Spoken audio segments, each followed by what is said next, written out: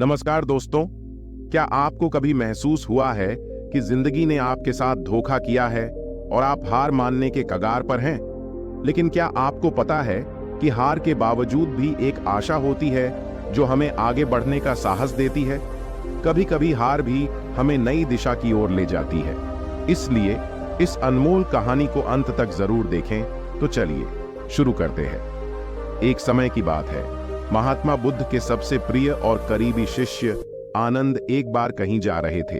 तभी रास्ते में उन्होंने देखा कि एक आधे उम्र का व्यक्ति एक चट्टान के ऊपर बैठकर रो रहा है। यह देखकर आनंद वहीं रुक गए और उस व्यक्ति के पास जाकर उसके दुखी होने का कारण पूछा। वह व्यक्ति अपने आंसू पोंछते हुए बोला, मैं यही पास के ही गांव का रहने वाला एक बदनसीब व्यापारी हूं। मैं जो भी काम करता हूं वही बिगड़ा जाता है। व्यापार के चक्कर में मैंने अपनी मां और पत्नी के गहने गंवा दिए, अपने परिवार को खो दिया और यहां तक कि अब तो मेरा घर और खेत भी गिरवी है। मुझे तो लगता है कि मेरी किस्मत ही खराब है। उस व्यक्ति की बात सुनकर आनंद बोले, तुमसे किसने कहा कि तुम्हारी किस्मत खराब है? जरा मैं भी तो जानूं कि तुम्हारी किस्मत में क्या खराबी है। व्यक्ति बोला, पहले मैं खेती करता था, लेकिन हर साल उसमें घाटा होता था। कभी सूखा पड़ जाता तो कभी ज्यादा बारिश से फसल खराब हो जाती। कभी आवारा पशु फसल को नुकसान पहुंचाते तो कभी कीड़े मकोड़े और बीमारियां फसल को बर्बाद कर देते हैं। खेती से मेरे परिवार का गुजारा ठीक से नहीं चल पा रहा था, जिससे परेशान होकर मैंने खेती करना छोड़ दिया। व्यापार करने का निश्चय किया। मैंने पत्नी के गहने बेचकर अपना व्यापार शुरू किया, लेकिन मेरा व्यापार नहीं चला।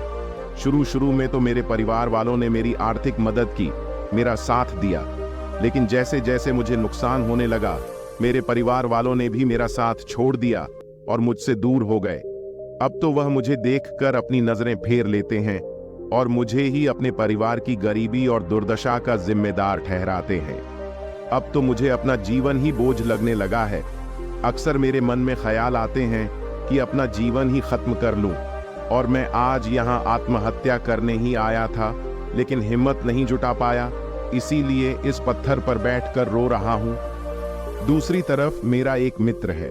हम दोनों ने एक ही साथ व्यापार शुरू किया था, लेकिन वह आगे बढ़ गया और मैं पीछे रह गया। मेरी इस असफलता की वजह से वह हर समय मुझे नीचा दिखाने का प्रयत्न करता रहता है और वह अक्सर मेरे घर आकर अपनी सफलता की बातें करता है। मेरे घर वालों को बताता है कि कैसे उसने कड़ी मेहनत करके इतना बड़ा व्यापार कर लिया, और वह अक्सर अपने फलते फूलते व्यापार के किस्से मुझे, मेरी पत्नी और मेरे माँ बाप को सुनाता रहता है, जिसे सुनकर मेरे घर वाले उसकी तो प्रशंसा करते हैं, लेकिन मेरी बुराई करते हैं।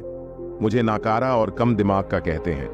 मेरी पत्नी और माँ मुझे बात बात पर ताने मारती है, जिससे मुझे बहुत दुख पहुंचता है और कई बार खुद की नाकामयाबी पर क्रोध भी आता है। लेकिन मुझे समझ नहीं आ रहा कि मैं क्या करूं। यह सुन भिक्षु आनंद ने पूछा, तुम्हें किस बात का दुख होता है, अपने असफल होने का या फिर मित्र के सफल होने का?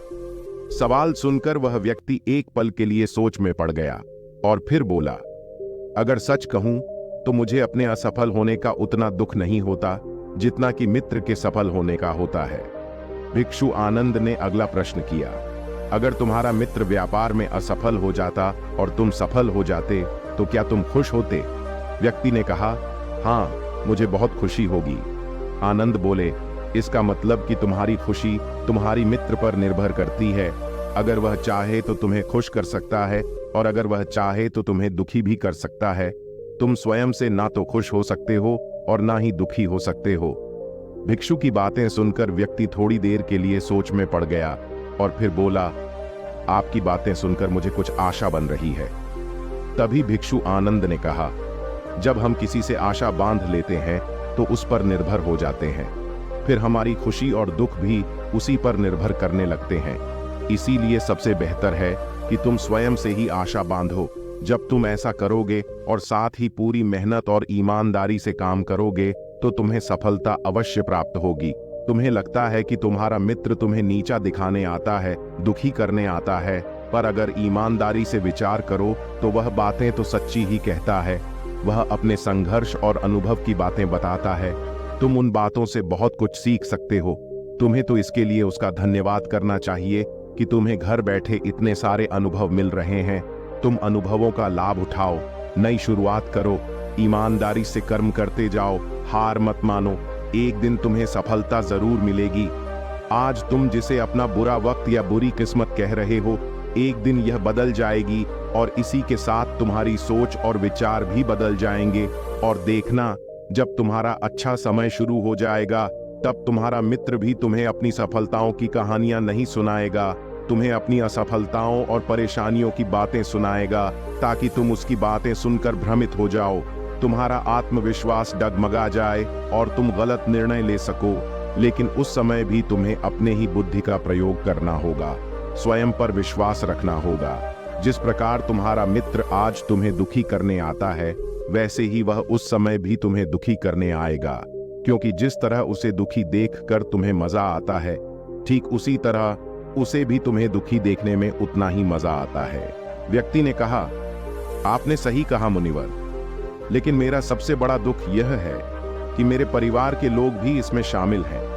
वास्तव में मैं तो अपने परिवार के लिए अच्छा करना चाहता था, उन्हें खुश रखना चाहता था, लेकिन वह भी मेरी बातों और भावनाओं को नहीं समझ रहे हैं, मुझे ही गलत कहते हैं, और पिछले कुछ समय से तो वह मेरे साथ भी नहीं है।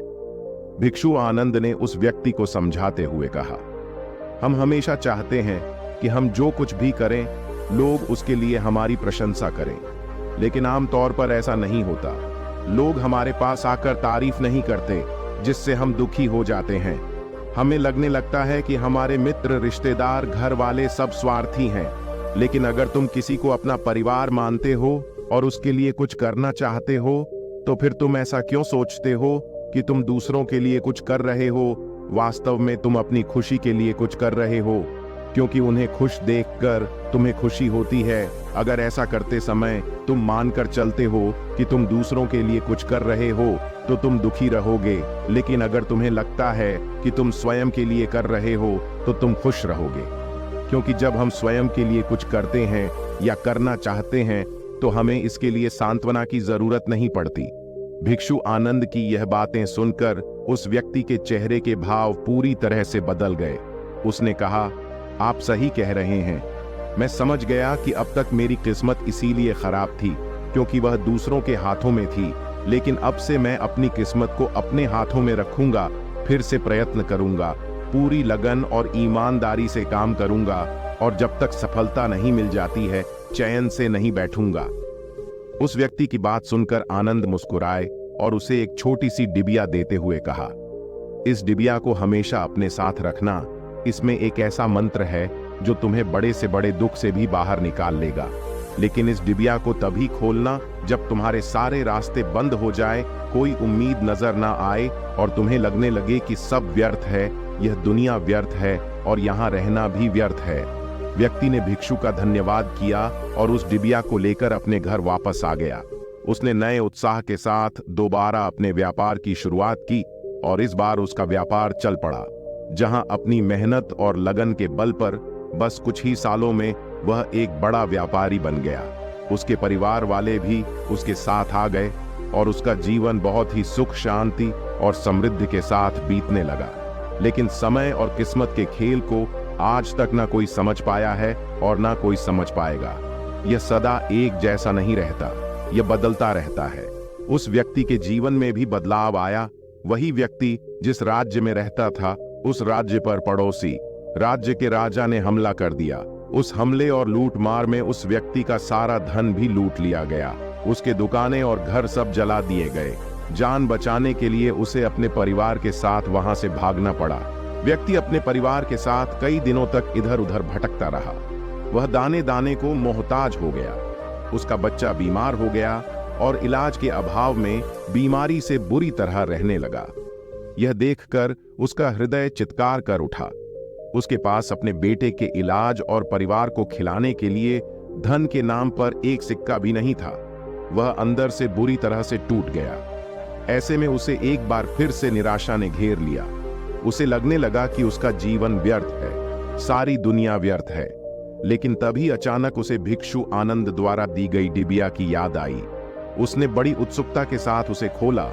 उस डिबिया के अंदर एक पर्ची रखी हुई थी। उस पर्ची पर कुछ लिखा हुआ था। उस पर्ची को देखते ही उसकी आंखों के सामने छाया हुआ निराशा का अंधेरा छट गया और वह एकदम से मुस्कुरा उठा। उस पर्ची पर लिखा था, यह वक्त भी गुजर जाएगा। दोस्तों, यह कहानी हमें सिखाती है कि समय के खेल को समझना जरूरी है। यह हमेशा बदलता रहता है, इसीलिए बुरी परिस्थितियों में हमें अत्यधिक निराश नहीं होना है, आत्मविश्वास बनाए रखना है, क्योंकि समय बदलता जरूर है। आज बुरा है तो कल अच्छा भी जरूर आएगा। दोस्तों, गौतम बुद्ध की इस प्रेरणादायक कहानी को आप अपने मित्रों के साथ शेयर जरूर कीजिए, ताकि उन्हें भी गौतम बुद्ध के असल ज्ञान के बारे में पता चल सके। और कमेंट्स बॉक्स में नमो बुद्धाय लिखना बिल्कुल ना भूले।